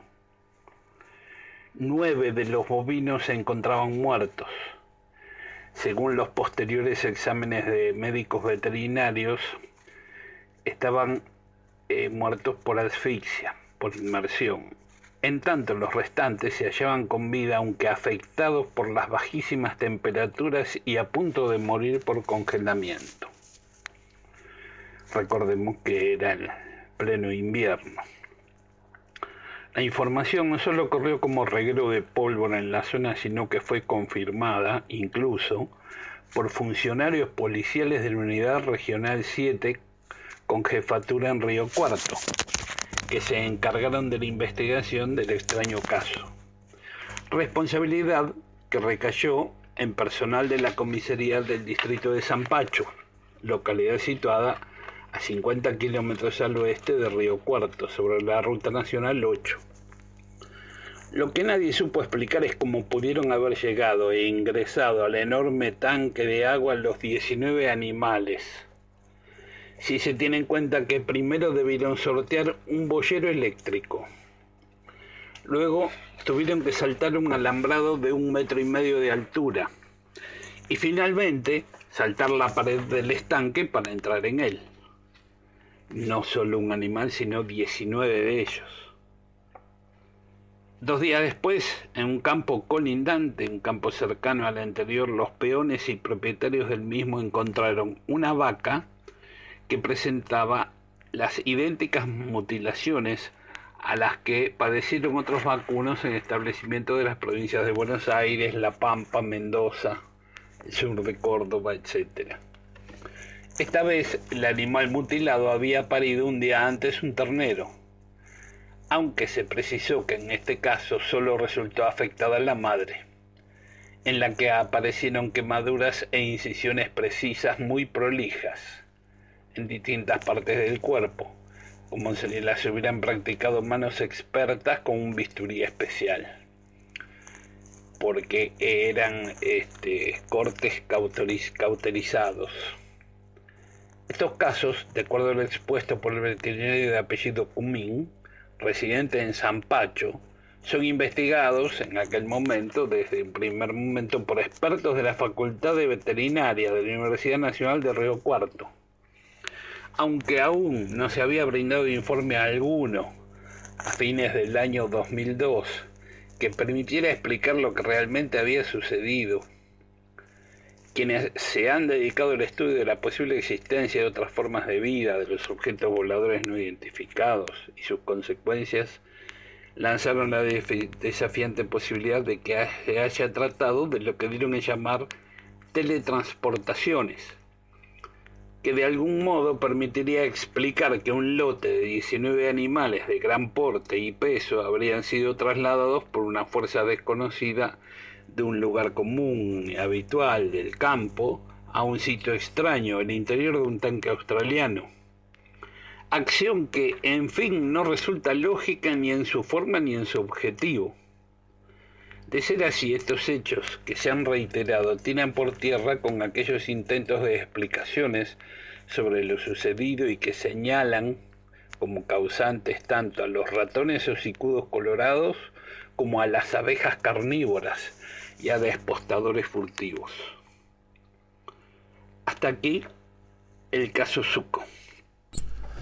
Bueno, hasta aquí el caso Zuco. Escucharon, 19 vacunos aparecieron dentro de un tanque australiano en el pueblo de Zuco, en el sur de la provincia de Córdoba, cerca de Río Cuarto, cerca del límite con San Luis, y una vaca mutilada en el campo de al lado, con la mutilación común que encontramos en muchos campos de Córdoba, La Pampa, Buenos Aires. Pero esto del ganado dentro de 19 del agua, vacas que primero tuvieron que pasar el boyero eléctrico. sí. Después había un alambrado de 1,5 metros y después la pared del tanque australiano, que mide más o menos 2 metros los tanques australianos. En un tanque australiano en La Pampa que había quedado sin agua tenía 1,90 metros de alto y 6 metros de diámetro. Mirá vos. La mitad de las vacas estaban muertas por las bajas temperaturas, el agua fría. Vaya a saber cuánto tiempo hacía que estaban ahí. Un caso inusitado. Ahora, es un hecho extraño, Sí. pero al ver que en el campo de al lado había una vaca mutilada, es decir, ya nos lleva a entender de que algo pasó. Sí. Alguien vino, vinieron los muchachos y levantaron las 19 vacas y las metieron todas en el tanque australiano. No lo sé, pero que Las querían lavar antes de llevárselas, No. las querían bañar. La verdad no sé. Le mandamos un saludo a Joaquín Lopumo desde la ciudad de Bragado. Bien. Ah, sí, Bien. sí, Joaquín y su novia los hemos conocido, son investigadores jóvenes Mira, de la ciudad de Bragado. de Bragado que están estudiando acá en Capital, y bueno, viajan cuando pueden a Bragado, y nos contaba que tenía 2 casos que Ajá. estaban investigando. Tienen una página también interesante donde suben mucha información. Están más que sobre el invitados. fenómeno. Sí, también cuando quieran venir, o los llamaremos por teléfono un día también para que nos cuenten. ¿Qué Ellos anda tenían pasando por la ciudad de Bragado? Y tenían un caso de un objeto extraño que había visto salir de la laguna, Sí. y otro en la acería de Bragado, que es una acería muy grande que hay en Bragado, de también un testigo Ujú. que había fotografiado un objeto extraño, un ovni, que trabajaba en la acería, que estaban tratando de ubicarlo, de ver si conseguían la foto. Claro, porque tuvo un problema esta persona, ¿no? Sí, con respecto a aparentemente, esto. según él dijo, después lo echaron, no sé por qué motivo, si fue por eso o no, pero bueno, están tratando de conseguir, pero bueno, mucho tiempo no tienen porque cuando van a Bragado, Bueno. van un fin de semana largo. Le mandamos saludos. Sí, sí, le damos las gracias Y por ya escuchar. nos vamos a comunicar y nos vamos a ver nuevamente en algún bar ufológico. Bueno, por lo menos ya sabemos que nos escuchan por allá. Sí, yo le había dado la dirección de internet de la radio, y bueno, y la página, no recuerdo ahora el nombre de la página, pero es interesante porque en la página suben mucha información nacional e internacional sobre el fenómeno. Sí, si quieren nos puede Si enviar quiere la que página nos, y se la pasamos al aire. diga cuál es era el nombre de la página, así lo podemos pasar. Bueno, este es Interesante. el caso de Sucoí. Lo extraño de esto es Sí. que fue 27 días antes del caso de Chaján y Achira, que pasamos hace 2 programas, Ujú. que es en la misma zona, en donde el policía es el que lo encontraron con la pistola gatillada. Sí, la radio desarmada. La radio desarmada, de que él había visto la nave que les apareció delante de él, que dijo que medía como 200 metros y que vio todo de día. Sí, me Ese acuerdo. fue uno de los audios que pasamos. Ujú. Bueno, esto está a pocos kilómetros de ahí y esto pasó 20 días antes. Es decir, algo pasaba en esa zona en ese tiempo, ¿no? Muy interesante el caso de Suco. Por eso lo traje, porque tenía que ver con este otro caso de Chaján, ¿no? Ujú. De los policías que vieron, que fueron varios los policías que habían visto algo extraño en ese momento y en ese lugar. Ahí hay una gran cantidad de personal policial. Sí, había, no sé, como 10 móviles policiales que estaban en busca del policía otros que también lo vieron desde otro punto. ¿Te acordás cuando fuimos para el lado de Goldney y todas esas zonas que, obviamente, ¿no? Como cualquier investigador, primero para anunciarse en la taquería o en la comisaría más cercana de que vamos a estar dando vueltas, porque bueno, es algo, una persona que ve un mismo auto que da 7 vueltas en el mismo lugar va a llamar, entonces uno se tiene que ir a anunciar. ¿Te acordás que al principio son muy reacios y después ya se interesan en el tema? Primero era uno y creo que terminamos hablando con cinco policías en una comisaría chiquitita donde entrábamos 3 personas como mucho. Digamos que anduvimos investigando por la zona de Mercedes y Luján. Sí. Golney Anduvimos por Cortines, no me acuerdo de las otras estaciones, pero varios pueblos. Y bueno, lo primero que hacíamos, íbamos a la policía a presentarnos, a decirles que estamos investigando el fenómeno, si nos ven por ahí de noche, que estamos investigando el fenómeno, cosa de que no nos no nos confundan con otro AMPAs. tipo de bueno, y en principio los policías siempre se sienten atraídos por estos temas porque se ve que ellos están también de noche, muchos de ellos de noche están haciendo guardia o están recorriendo, y muchas veces tienen casos extraños que pueden llegar a ver y apreciar, y bueno, y nos preguntaban qué era lo que habíamos investigado, qué era lo que pasaba con las vacas mutiladas. Eso les interesaba en demasía. Era lo que, ¿te acordás? Lo que más nos marcaban era eso.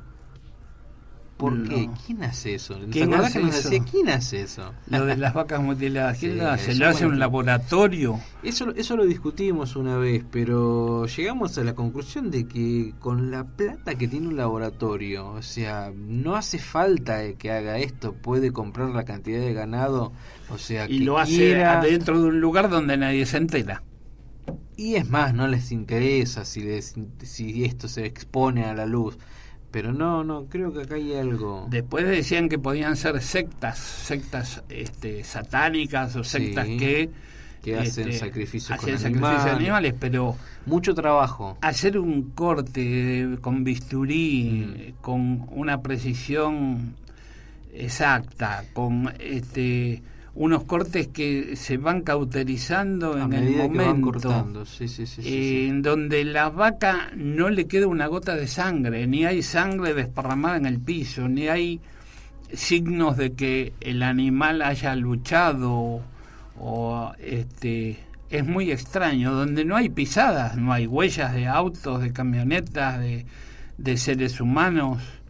Se pensó en un momento de que estas operaciones, ¿no?, entre comillas, eran realizadas fuera del lugar donde se encontraba el animal y que solo era depósito, pero tampoco se pudo comprobar la traída de este animal, porque calculamos que una res debe andar entre los 300 y 600 kilos según la edad que tenga, si no me equivoco.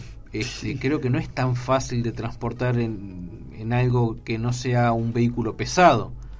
Bueno, pero por eso, son teorías muy locas, de alta extrañeza, y así ¿no? estaríamos discutiendo Son teorías horas. de alta extrañeza en donde sí muchos investigadores asocian el avistaje de testigos de luces extrañas, en donde luego se encontraron vacas mutiladas. Bueno, ahí yo difiero, también como difiero en los grandes crop circles, los círculos del maíz.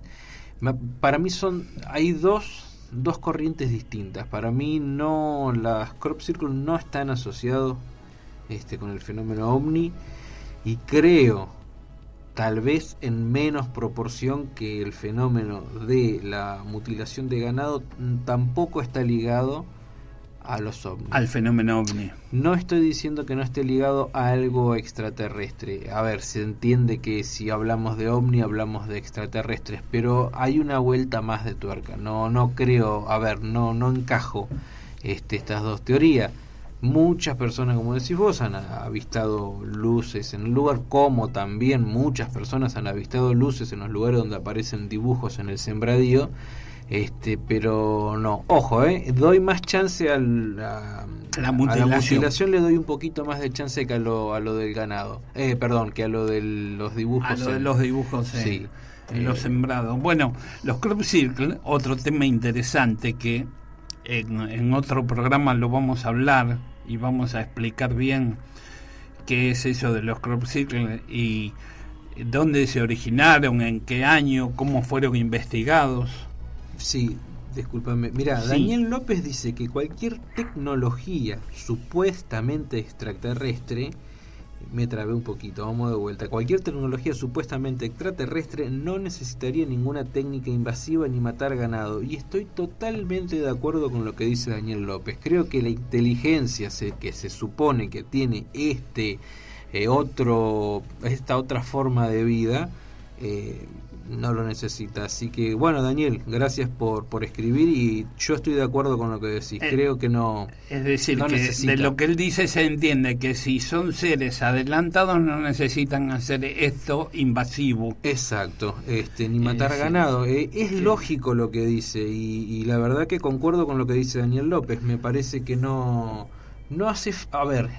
Teniendo un grado de inteligencia y una tecnología tan avanzada, es casi innecesario. Ahí vuelco mi teoría también de que yo la desprendo, en menor cantidad, ¿no? Pero la desprendo. Aparte, mira, esto también se puede usar con lo del maíz. Teniendo tantas posibilidades tecnológicas, referirse a transmitir un mensaje pisando maíz.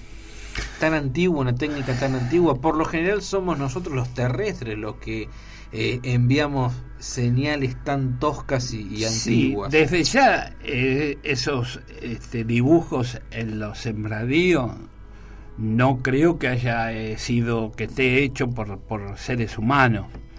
Hay otro fenómeno atrás de eso también, de alta extrañeza, lo mismo que pasa con las vacas. Todo esto es alta extrañeza. Ligado o no con el fenómeno ovni, puede ser. Si no, entramos en las teorías conspirativas. Sí, me gustan. Las teorías conspirativas de que, dicen que estos seres supuestamente extraterrestres necesitan alimento de estos animales, y eso que se llevan es el alimento de ellos para poder existir, para poder sobrevivir, y que se alimentan de esa energía de estos animales. Yo creo que el ganado en todo caso seríamos nosotros. Yo tengo una teoría que es que nosotros fuimos implantados en este lugar y se les fue de las manos. ¿A qué se les fue de las manos? La evolución que tuvimos, más allá de ser los seres más dañinos que pueden existir en el planeta, que somos nosotros los humanos, creo que a ellos se les fue ese control de ganado, se les escapó. Bueno, otra teoría conspirativa dice que estos seres extraterrestres, los reptilianos que los llaman, esos no me convencen para nada. Dicen que ellos se alimentan de nuestra energía negativa, sí señor, y que ese es el alimento de ellos. Por eso tantas guerras, humillaciones, muertes y pobreza en la tierra, y que ellos se alimentarían de esa energía, que necesitan de esa energía negativa de los seres humanos de la tierra para poder sobrevivir o alimentarse. No sé, qué lindo debate que se armó. Mirá, y nos acordamos de armar ese debate 10 minutos antes del cierre. Creo que la próxima vamos a hacer un poquito más dinámico. Y sabés lo que quiero invitar a la gente, así como Joaquín, como Daniel, que escribieron, como Aldo, como Rosana, que siempre nos escucha. O que llamen. A ver, esto es lo lindo. A nosotros, lamentablemente, siempre nos tenemos que remitir a una fuente bibliográfica y tal vez leer y tal vez trabarse porque uno quiere sacar su propia conclusión. Pero el debate, ¿no? El de yo creo, para mí es esto. A mí me gusta hacer así los programas. Un ida y vuelta, bueno. y tratar de cambiar ideas, ¿no? Así que bueno, Carlos, la próxima le vamos a dar el teléfono. Va a ser el teléfono es el 11 28 79 0713, 11 28 79 0713, y ahí podemos debatir, charlar, nos pueden mandar lo que ustedes quieran. Los esperamos el próximo miércoles 21 horas. Muchas gracias. Luego.